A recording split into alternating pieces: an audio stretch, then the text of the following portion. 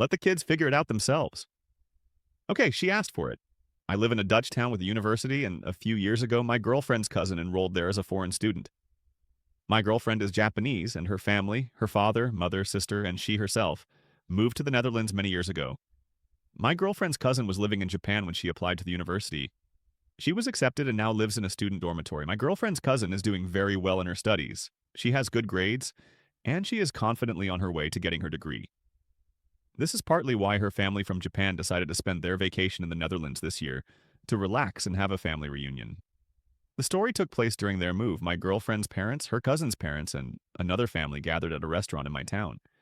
They had two little girls with them, sisters. I thought they were about 8 or 9 years old, but later my girlfriend told me that they were actually 11 or 12. They just looked younger, perhaps because of their school uniforms. At least that's how it seemed to me. I'm not very good at guessing children's ages. Anyway, the idea was for the whole family to get together, and my girlfriend was asked to look after the two younger children for a couple of hours. My girlfriend and I are in our 40s. Her cousin, a student, is about 25, and the girls, as already mentioned, are about 10 years old. My girlfriend was fine with it and asked me if I wanted to join too. Her cousin was also in favor of it. We had already met as a threesome before, and basically it all boiled down to just entertaining the children. Oh yes, for reference, the two younger girls speak mainly Japanese. They understand a little English and can even say a few words, but they mainly use Japanese.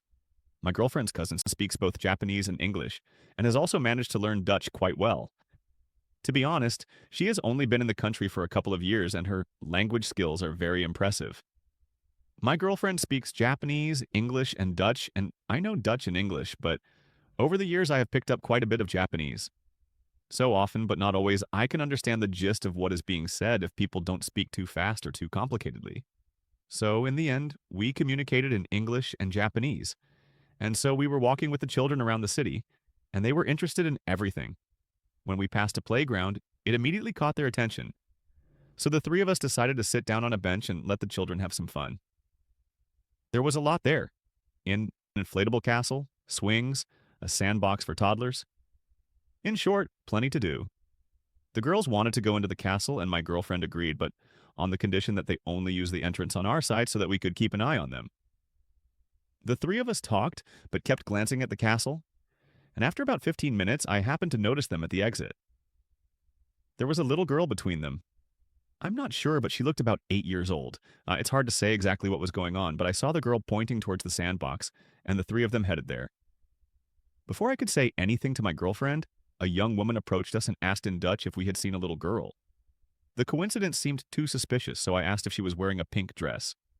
The woman's face immediately lit up when I said that the girl seemed to be with my girlfriend's younger cousins and pointed to the sandbox. But when we looked over, we saw an older boy standing next to the girls. I'm not very good at guessing ages, but let's just say he was clearly bigger than them, and he was openly bullying them. The little girl was crying, but one of her cousins was comforting her while the other was keeping the boy at a distance. We all went to the sandbox just as the boy pushed one of the cousins away and was clearly trying to pick on the girl in the pink dress, but the second cousin stopped him. That's when we arrived. The woman who was next to us scolded the boy and told him to stop bullying the little girl, but the little brat was clearly not particularly impressed. The next moment, his mother rushes over, screaming, I assume. An argument breaks out, mainly between the mother of the girl in the pink dress and the bully's mother. They argue for a long time, but it is clear that, according to the boy's mother, her son did nothing wrong by bullying a girl half his size. And this wonderful mother even dared to accuse the other mother of raising such a weak little foul language. And then the bully's mother declares, "Children are children. Let them deal with their own problems." After that, she took the boy and left. The girl's mother was about to leave with her, but by that time, the little girl had completely calmed down and was having a great time with her two cousins. My girlfriend asked the girl's mother not to leave because the children were having so much fun together. Then she added how amazing it was that the children didn't speak the same language, but they understand each other perfectly and have a great time together. My mother agreed, and then my girlfriend spoke to her cousins in Japanese. It sounded very serious from the tone of her voice and the way she spoke and looked at the girls, even a little stern. Both nodded and answered clearly. Hey, that is exactly. I even thought I noticed a slight bow of the head, although I'm not sure. Our whole group moved to a bench nearby, and for about 5 minutes, nothing happened. We just chatted about this and that. And then the bully came back. The little girl's mother wanted to get up, but my girlfriend stopped her, saying that there was nothing to worry about, her child was completely safe. Just watch, trust me. The woman was clearly nervous, but she remained seated. And then I noticed that the cousin's behavior and posture had completely changed. They looked much more confident and calm. The boy started to act up, and one of my cousins stood up, pointed her finger at him, and shouted something in Japanese. He tried to push her away again, but this time she was faster. She jumped aside, made some kind of movement with her foot, and pushed him hard. The next moment, he was already eating sand. His angry face was literally buried in the sand. This time, he became aggressive and tried to punch his cousin. Well, he tried. She dodged, then grabbed his arm, twisted it, and now the boy was screaming in pain with his arm twisted behind his back. The second cousin also got up, patted the little girl on the head, made one move, and the boy was back on the ground. This time from both cousins at once. Hard. When he looked up, his other cousin made a threatening gesture, as if she wanted to kick him, even though she wasn't moving. Obviously, she just wanted to scare him. My girlfriend nudged me with her elbow and said with a broad grin, "Doesn't that deserve a point for self-control? Don't you agree?" It was clear that she was enjoying every second of it. The boy was apparently not completely stupid and ran away, and one of the cousins immediately turned to the little girl, who was still having a wonderful time. She didn't look upset about the bully at all. "What the hell was that?" asked the girl's mother.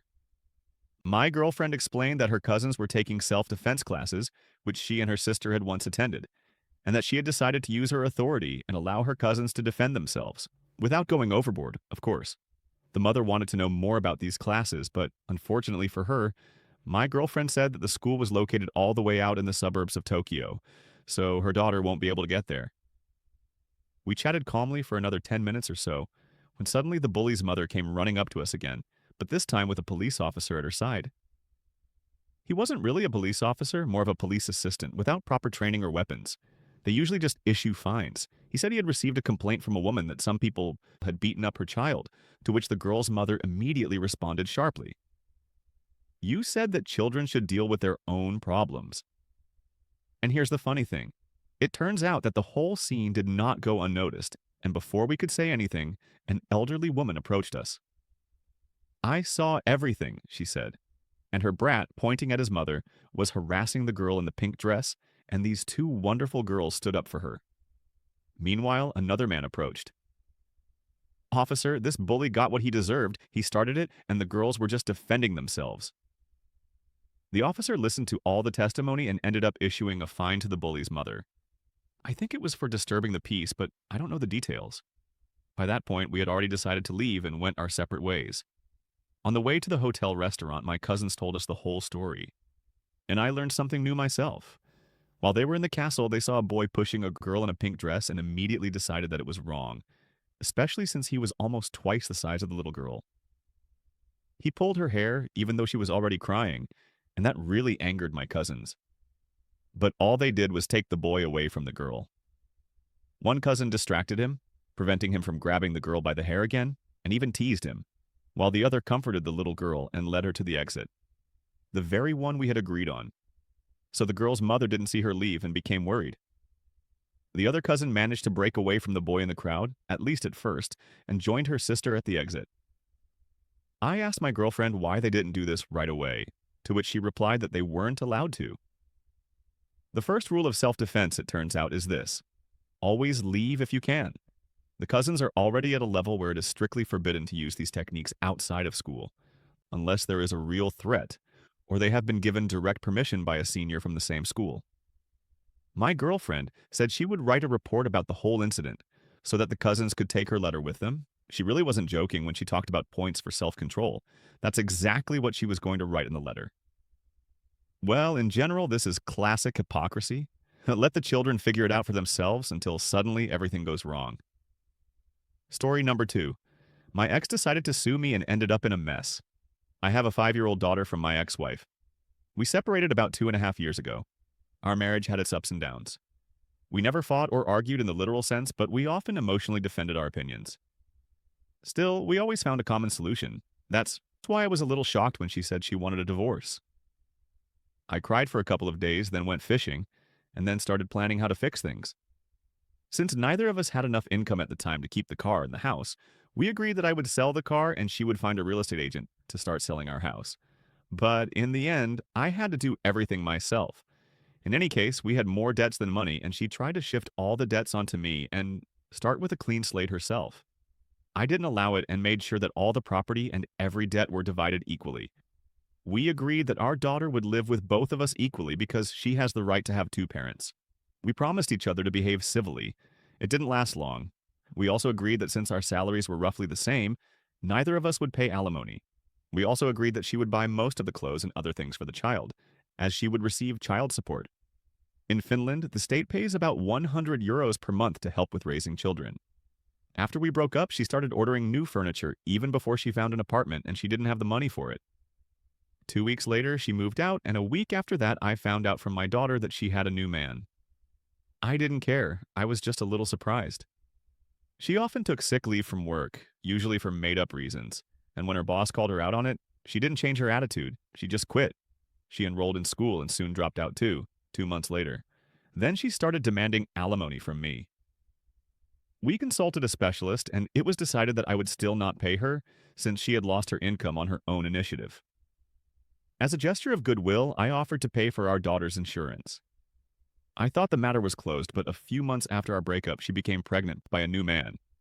After our divorce officially took effect, we have a 6-month period to change our minds before the judge approves it.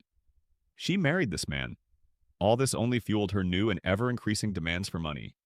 So now you understand what kind of person I am dealing with. Last fall, my ex-wife demanded money for child support again.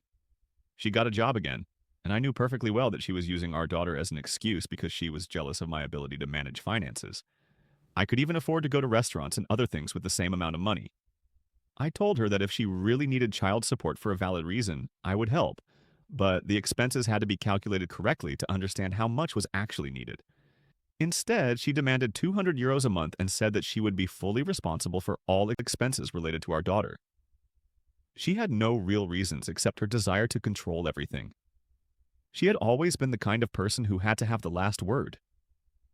On top of her demand, this time she threatened to take me to court if I didn't pay her. To be honest, I laughed until I received a message from her lawyer. After that, I wrote to my ex that from now on, I would only discuss this issue through lawyers, and started looking for a lawyer myself.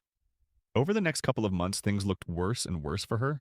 When I received the court papers, it turned out that the lawsuit was based on false information. She and her lawyer didn't even ask about my income and expenses before filing the lawsuit, and attributed a much higher income to me than I actually had. They also estimated my expenses to be less than they actually were. At that point, I wrote to my ex and asked if she was sure she didn't want to settle the case amicably. She refused. Well, I decided to switch to malicious compliance mode and didn't insist any further. After both parties, together with their lawyers, calculated all income and expenses, my lawyer and I received confirmation that she had more than enough money to raise the child. Moreover, it turned out that she had even more than I did. Monthly income minus housing, medicine, and other expenses. I just burst out laughing at the absurdity of her lawsuit even more when she tried to turn everything in her favor by sending us and the judge fake evidence, which we instantly saw through. A couple of days later, my lawyer called me. She had received a call from my ex's lawyer. He realized that she was lying and that the whole case was based on lies, and wanted to reach an amicable agreement. It seemed that my malicious subjugation would not take place, until my lawyer received a message that for some reason they had changed their minds and would not settle. Well, the game continues. We went to court. The judge looked annoyed but remained calm. He asked my ex's lawyer about their demands. The lawyer began. First, I'll give you a little background, but the judge interrupted him and told him to simply state his demands. After a few seconds of silence, the lawyer replied, "There are no demands." The judge was both shocked and furious. "Then why are you here?" To which my lawyer replied something like, "Exactly, that's what we want to know." Then the judge asked my ex's lawyer again, "So you wanted a settlement?" And he guiltily admitted that my ex had not agreed to a settlement. They were so humiliated, it was magnificent. It was as if some kind of divine retribution had befallen my ex. The judge sent us to the conference room for 20 minutes and told us to come back with a settlement agreement. Since she had more money, we agreed that she would pay for the child's extracurricular activities, insurance, and other expenses to compensate for the difference. The judge approved it, and I left the courtroom in a great mood. My ex, on the other hand, was torn between anger and shame. She was torn between anger and shame. A couple of weeks ago, my ex again demanded to change the schedule for the child to move from one home to another. I refused, saying that we had an agreement. She threatened to take me to court again, to which I simply reminded her of the outcome of her last attempt to get her way through the courts and asked if she was sure she wanted to repeat it. She got angry, and I just ignored her. About a week ago, she sent a message saying that she had had a fight with her husband. The police were called because she attacked him, and she wants a divorce. Since the children, including my daughter, were present, the police were obliged to notify Child Protective Services. As a result, her whole life has gone downhill. 2 children from different fathers, 2 divorces before the age of 30, a pile of debts and expenses, and it looks like my daughter will now be spending most of her time with me, which is what she has wanted for the last 2 years or so. Story 3. I put up with my manipulative mother my whole life, but now I've had enough. After my second year of college, I dropped out and moved back in with my parents. That meant sharing a house again with my mother, who was and still is an emotionally abusive narcissist and alcoholic. Without going into too much dramatic detail, living with her was awful. Her drunken screams at around 2 in the morning were especially infuriating, making it impossible to maintain a normal routine. The reason I dropped out of college was that I had serious depression issues and my mother only made them worse.